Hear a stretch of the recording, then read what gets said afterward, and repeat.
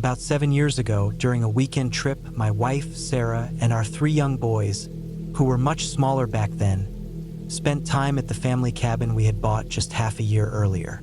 From the very beginning, we noticed unusual shadows, flickering lights, and movement around the property. That particular evening, everyone went to bed around 10:30, but I stayed behind to sneak a piece of the dessert bars Sarah had baked earlier.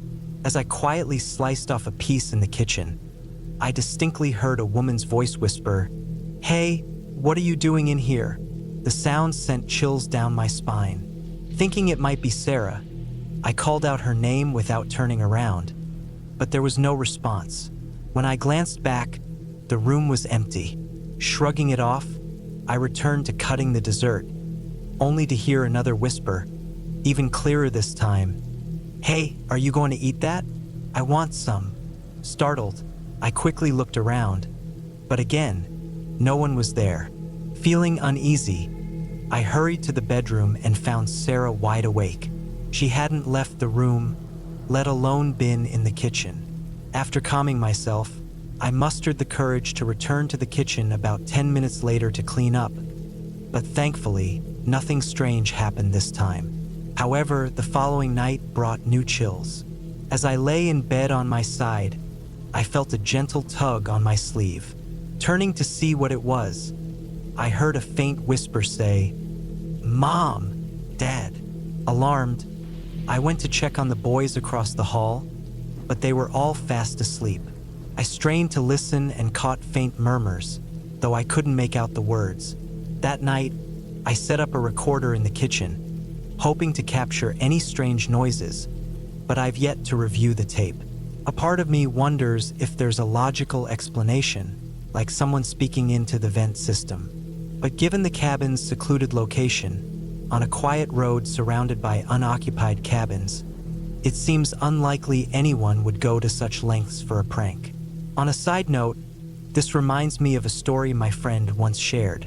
When he was young, he was staying at his family's cabin.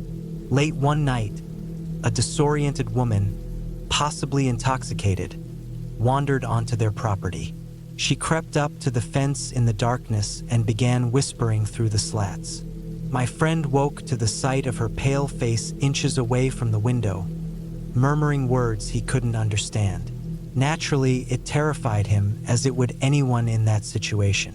This is a story my uncle told me.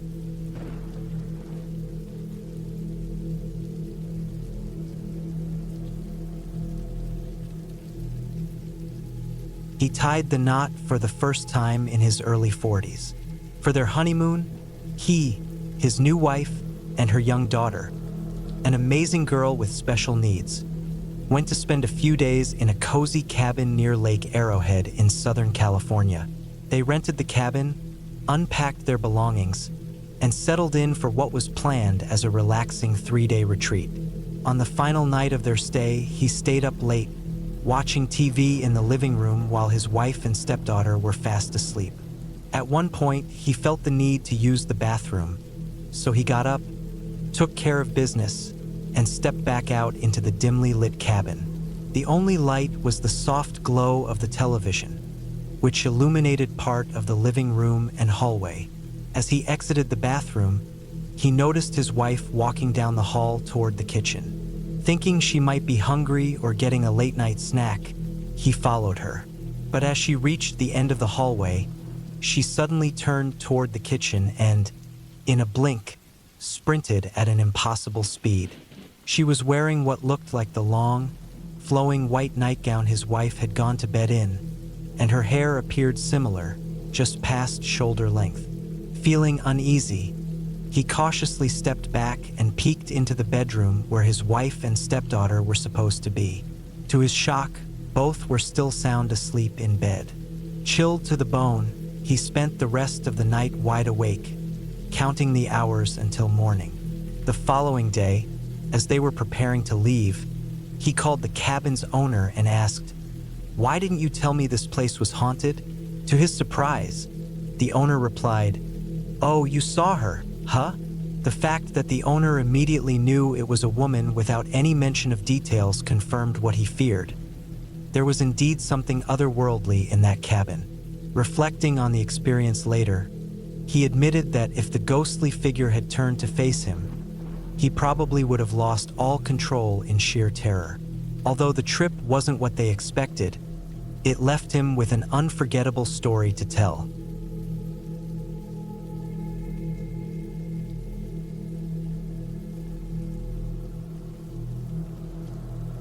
I went to a summer camp with a friend, and we stayed in the same cabin. We would stay awake chatting until we got tired and eventually fell asleep. My friend Sam and I sneaked a couple of instant coffee packets from the kitchen one night and mixed them with water to drink. Sam didn't handle caffeine as well as I did, so while the rest of us dozed off, he stayed up. I noticed and asked him what he was up to. He said he had a book and planned to read it until he felt sleepy.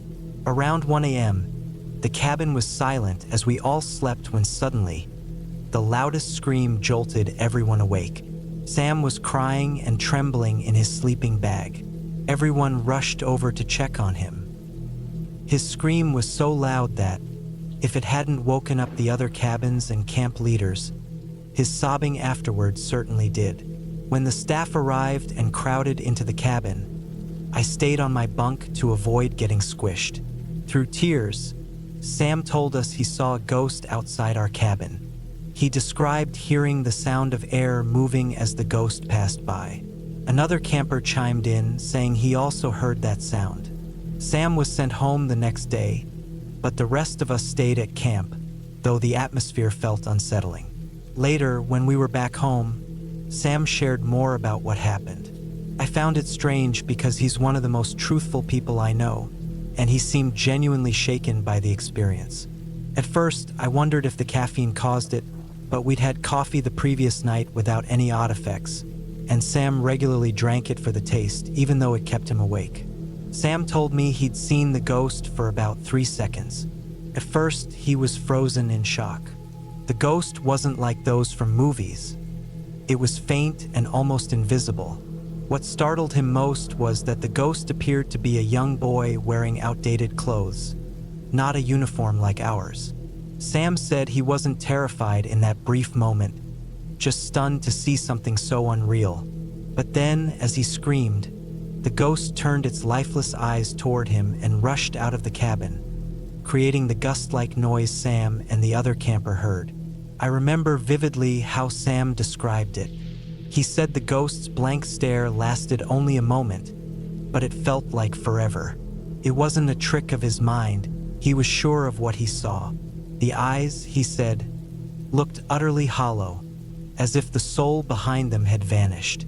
The memory haunted him, and I felt terrible for what he went through. To this day, I doubt Sam will ever agree to go camping again.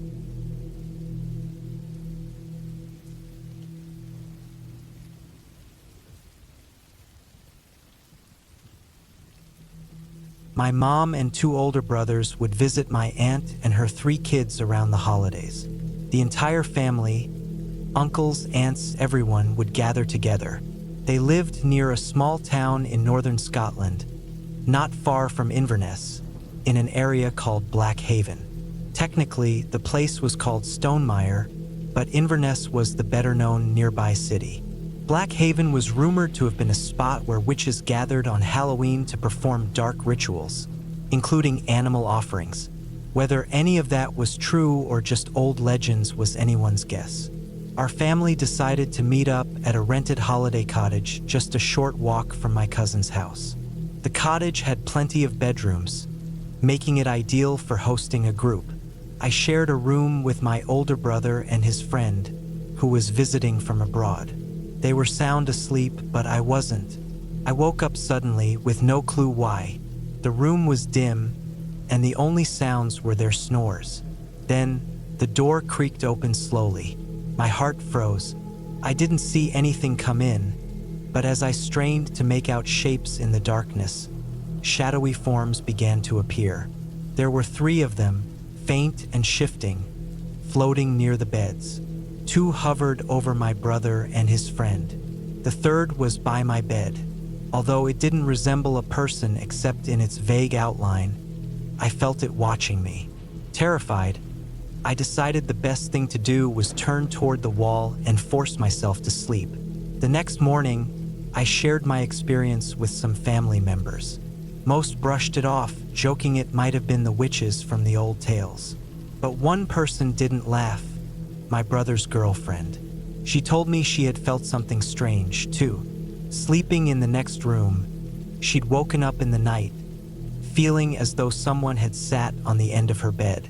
She even felt weight pressing on her legs, though no one was there.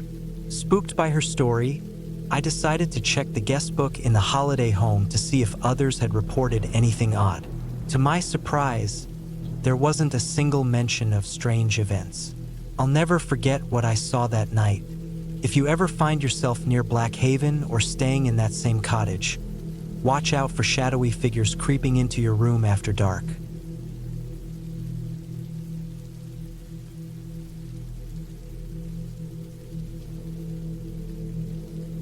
When I was 12 years old, my family and I visited my grandparents, who lived in a cozy cabin deep in the woods near a small pond. The view in the mornings was breathtaking. Since there wasn't any internet and only an old TV from the early 2000s with a few working channels and a VHS player, I brought a friend along for company. My grandmother loved horror movies and had a collection of old tapes. The cabin was about a 3-hour drive from the nearest town and roughly 5 hours from our home. The drive was exciting, and we arrived around 7 p.m. My friend and I were thrilled to be there. As soon as we parked, I jumped out to greet my grandparents, who showed us to the room we'd be sharing upstairs. It was spacious with a large bed, a small bathroom, and a balcony overlooking the pond. Winter had blanketed the area with snow, and though it was cold, I liked fresh air, so I cracked open the window before heading downstairs to grab our bags. My dad handed over our luggage, and my friend carried hers upstairs. Meanwhile, I sat with my grandmother, who was making hot chocolate. I asked her if we could watch a movie before bed, and she agreed as long as we kept the volume low. After dinner, hot chocolate, and showers, our parents and grandparents went to bed early. My friend and I decided to watch a scary movie from the collection. We picked Friday the 13th and settled in. It was fun, and after the movie ended, we closed the doors and went to sleep. The next morning, I woke up at about 8 a.m., eager to eat breakfast and start the day. After eating, we asked if we could explore the forest trail.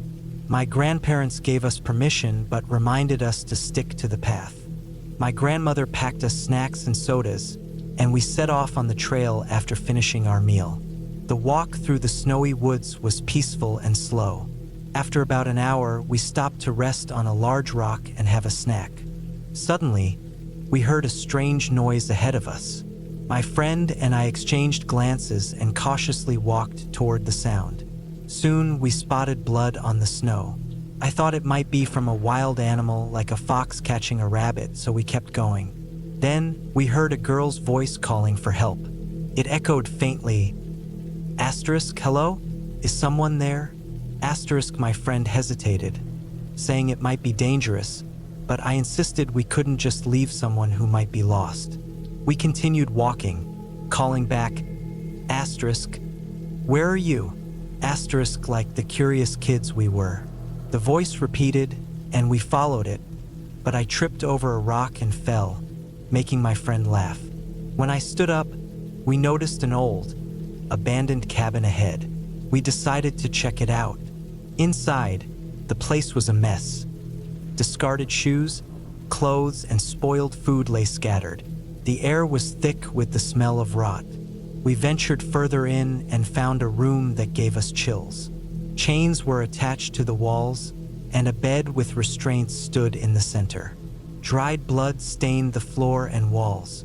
Horrified, we turned to leave, only to see a girl standing in the doorway, whispering, "Help me."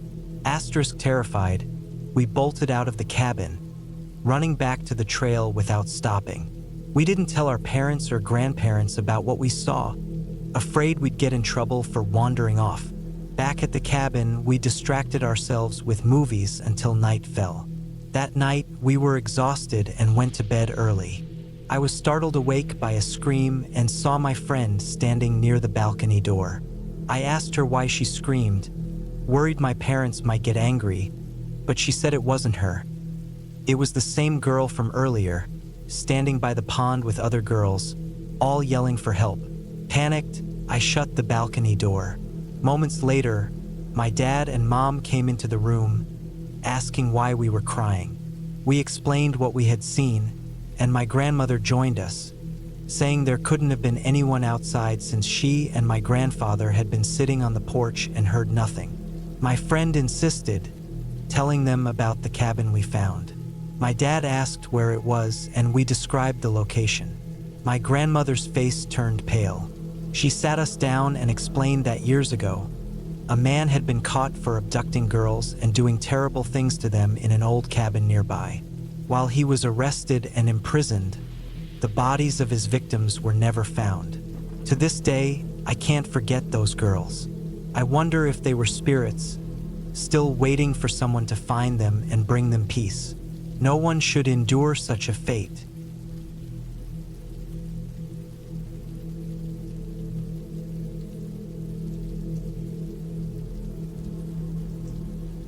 Did your town ever have any stories like the one about the old abandoned house in the forest?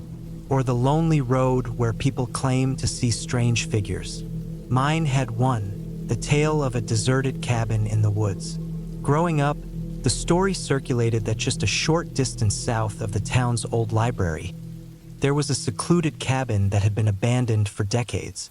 The rumors said something terrible had happened there, gruesome events that left it deserted. The mystery, of course, was how anyone could know about the events if no one had returned to the cabin since.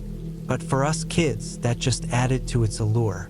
One summer day, while hanging out with my friends and suffering from the boredom of small-town life, the cabin popped into my head.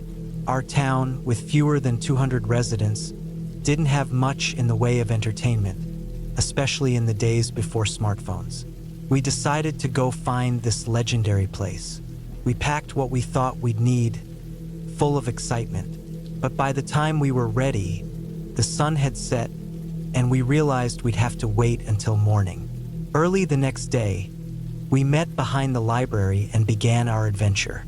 There was a faint trail at first, maybe once used for something but now overgrown. It led to a small clearing, then disappeared entirely. We decided to head straight south as best we could to avoid getting lost. One of my friends, a cautious type, started marking trees with chalk as we went. While a good idea in theory, there were so many trees that I doubted it would help much. After walking for nearly 3 hours, far longer than the 1 hour south we'd heard, the mood grew grim. Frustration and doubt began to set in until one of us spotted what seemed like a faint path. It was barely there, but the rocks and slight clearing gave it away. Following the path for about 20 minutes, we finally stumbled upon the cabin. Excitement rushed over us as we stood before the decaying structure from the old legend. It was real. The boarded-up cabin looked like it hadn't been touched in decades. We circled the building looking for a way in. Every door and window was sealed shut except for one small, loose window. It was just big enough for our thinnest friend, Sam, to squeeze through. With some effort, he climbed inside, and after a bit of teamwork, we managed to open a side window for the rest of us. The interior of the cabin was frozen in time. There were dishes still sitting in the sink, covered in layers of grime. Shoes were scattered on the floor, and faded decorations clung to the walls. It was eerie and fascinating. What intrigued us most was the upstairs.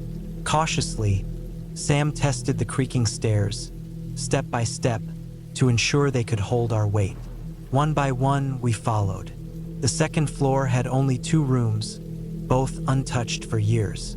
Dust-covered furniture, moth-eaten clothes, and forgotten belongings filled the spaces. While poking around, I noticed something glinting under a bed. Curious, I bent down and found a strange metallic object with faded markings. As I picked it up, I distinctly heard a woman's voice whisper, "Leave now." The voice sent chills down my spine. None of my friends had heard it. There were no girls with us. I put the object back and quietly made my way downstairs, shaken. The others continued exploring until they, too, lost interest. We decided to leave the cabin as we found it, securing the loose boards as best we could. As we walked back, I glanced over my shoulder at the cabin. From the upstairs window of the room where I'd heard the voice, I thought I saw a pale face staring at me before vanishing. I didn't tell my friends about it. They hadn't seen anything unusual, and I didn't want to spook them. To this day, I'm not sure what I saw or heard. Was it my imagination? A lingering ghost? I'm still skeptical, but the memory haunts me. Years later, during a bachelor party for my brother, I found myself telling the story, still wondering what really happened that summer.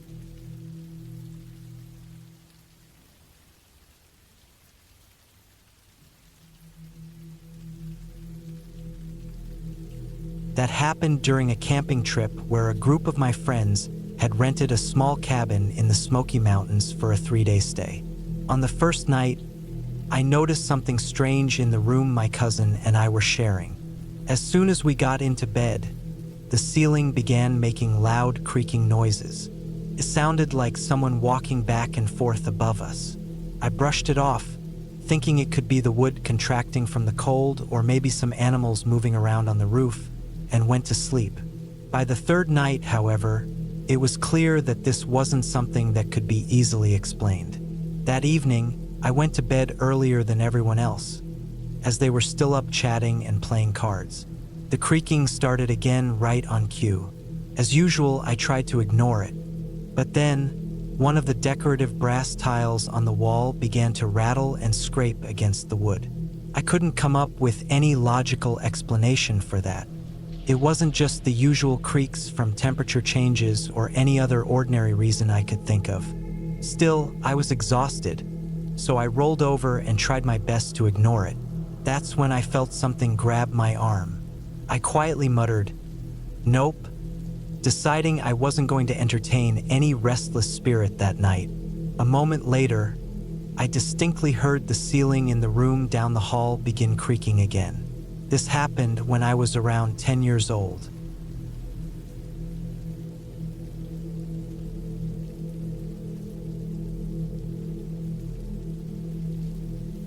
I used to go to a summer camp in a forested area in northern Ontario. The camp had a routine. One week we'd stay in cabins and participate in activities, and the next week we'd go on a canoe trip. I always slept on the top bunk in the corner of a cabin with 5 bunk beds, all occupied.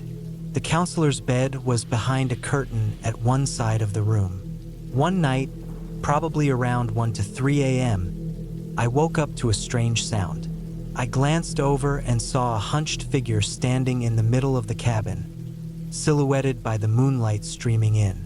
It was about 5 feet tall, with a sharp, pointed face, elongated fingers, and oddly shaped feet. It reminded me of a goblin. The creature moved slowly, sniffing around each child sleeping in the lower bunks. I was completely frozen, unable to make a sound. I don't think it realized there were kids on the upper bunks, as it didn't seem to look up. After some time, it quietly walked to the door, opened it, and stepped outside. As it left, it knocked over a metal barrel near the fire pit. Moments later, I heard the counselors shouting something about the barrel, seemingly unaware of what had just happened. That's when it hit me. The counselor in our cabin had been in their bed the whole time. To this day, now in my late 30s, I still wonder what that thing was.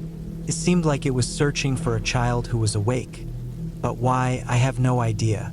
There are old stories about strange creatures and missing children in the area, and I can't help but wonder if those legends are connected.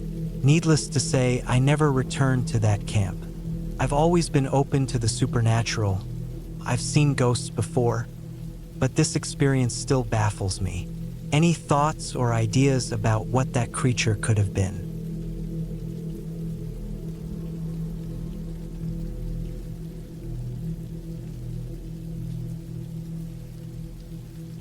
out hiking with a group of friends on some trails near Dahlonega, Georgia. Out of curiosity, we decided to leave the main path and follow some animal trails to see what we might stumble upon. After about an hour, we figured it was time to head back, but we had taken so many twists and turns that we realized we were lost. We tried to navigate in the general direction of the main trail, and that's when we came across a small clearing with an old, crumbling shack. Being young and curious, we decided to check it out. The front door was barely hanging on its hinges and actually came off completely when we pushed it open. The floorboards were so rotted that parts of them gave way under our feet as we walked inside. The interior was eerie. A filthy, mold-covered mattress sat in one corner, practically falling apart. Scattered throughout the place were random dishes and what looked like a very old, rusted radio in one of the rooms. In the back, we came across the skeleton of what we guessed had been a dog or maybe a coyote, completely decomposed. After poking around for a bit, we decided we needed to find the main trail before it got dark so we could set up camp without getting more lost.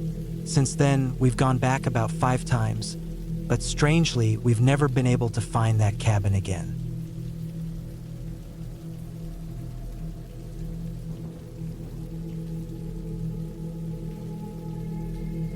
I never wanted to go in the first place. Let me take you back about 4 years. My partner had this grand idea to rent a small cabin deep in the forest. Camping under the stars wasn't an option, too exposed to the elements. But a wooden cabin? That seemed manageable to her. After weeks of her convincing me about how wonderful it would be, I finally gave in. This was supposed to be an unforgettable getaway in a rustic cabin. It took weeks to plan, but we eventually got everything packed and loaded into the car. The cabin was far, about a 3-hour drive, followed by an hour and a half on a rough trail through the woods. Honestly, she chose this place because of the photos she'd seen online. When we finally arrived, we were sorely disappointed. What was once a picturesque retreat had clearly been neglected for years. It was run down and didn't match the images she'd shown me. We were both tired and frustrated from the long trip. But since we'd already paid for 2 nights, we decided to make the best of it and stay. That's when we discovered something else, something worse. The bed. The sheets looked like they hadn't been washed in weeks. Sure, the cabin being old was one thing, but being dirty was unacceptable. And to top it off, there was no cell service. Frustrated, we pulled the sheets off and slept directly on the mattress. It was an uncomfortable night, not just because of the situation, but also because of the sounds. While I was tossing and turning, I started hearing noises. It sounded like something or someone moving above us. The cabin's roof had a small loft-like space, but it didn't seem connected to the living area. We had brought a flashlight, so I decided to investigate. My partner stayed in bed, too scared to look. I searched for some kind of hatch or opening but found nothing. The noises continued, but we decided to ignore them and try to sleep. The next morning, we got ready and went on a hike, one of the activities my partner had promised would be worth the trip. The trail was beautiful, and despite the poor sleep, we had a great time outdoors. We spent nearly 6 hours walking and exploring before returning to the cabin. When we got back, tired but in good spirits, our mood quickly soured. Our food, what little we had brought, had been tampered with. We'd left it neatly stored in a corner of the small kitchen and locked the cabin before heading out, as the owner had suggested to keep wildlife out. But this wasn't the work of an animal. Whoever did it had carefully opened food packages and taken only a small portion. 3 granola bars were missing. The rest of the box was untouched, but the missing bars didn't go unnoticed. We were freaked out. Someone had been in the cabin while we were gone. I couldn't shake the thought of the noises from the night before. Could someone be living in the cabin without us knowing? We spoke in hushed tones, feeling as if we were being watched. The cabin was remote, and there was no way to call for help without driving to find cell service. We decided to leave as quickly as possible. While packing, we discovered something else missing: my wallet. Now I was furious. Someone had not only taken our food, but also my wallet. I decided to confront whoever was responsible. We searched outside the cabin and found a small, hidden hatch near the back. It was slightly ajar, held open by a stick. My heart was pounding as I grabbed the flashlight and opened it. Inside, crouched in the shadows, was a small, rat-like man. The beam of the flashlight startled him, and he let out a squeaky noise. I shouted at him to throw down my wallet. I didn't care about the cash. I just wanted it back. To my surprise, he tossed it toward me. It felt filthy, but I grabbed it and quickly backed away. We didn't waste a second. We threw our things into the car and sped off. Once we reached an area with cell service, we called the cabin owner. He apologized profusely and promised to notify the authorities. We didn't ask for a refund. We just wanted to forget the entire experience. To this day, the thought of that man living above us gives me chills. What really haunts me, though, is how he got in when the door was locked.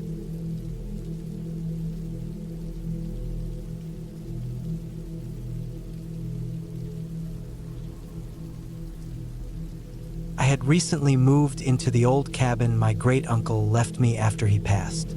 It was tucked away in the woods, far from the city, and seemed like the perfect place to start fresh after wrapping up my latest job. On my second night there, I had a vivid dream. In it, all my scars were gone, and I was happily married to my high school love, the life I'd once dreamed of. In the dream, we even had a pet, a lynx of all things. When I woke up that morning, I stepped outside and saw a lynx in the trees, but something about it was wrong. The shadow wasn't its own. It was massive, towering twice my height, with two human-like hands and a head shaped like a triangle. The following night, I dreamed again. This time, my mom had made her signature dish, bell peppers stuffed with tofu and mushrooms. I ate them while sitting on the couch, watching old sci-fi movies with the lynx curled up in my lap. It felt so real, but when I woke up and saw the lynx again in the forest, something in me snapped. I shouted at it, "I see through you." I realized it had been trying to deceive me.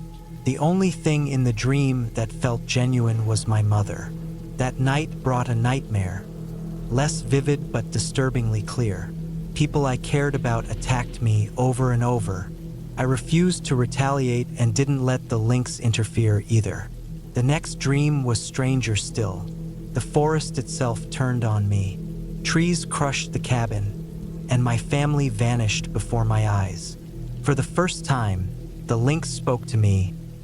"You will be my voice, my echo. This is already decided. I can bring blessings to you and your family or lay curses on your descendants. The choice is yours." We sat in silence, staring at each other for what felt like an eternity. Eventually, I woke to my friend shaking me, frantic. They told me I'd been asleep for nearly 3 days.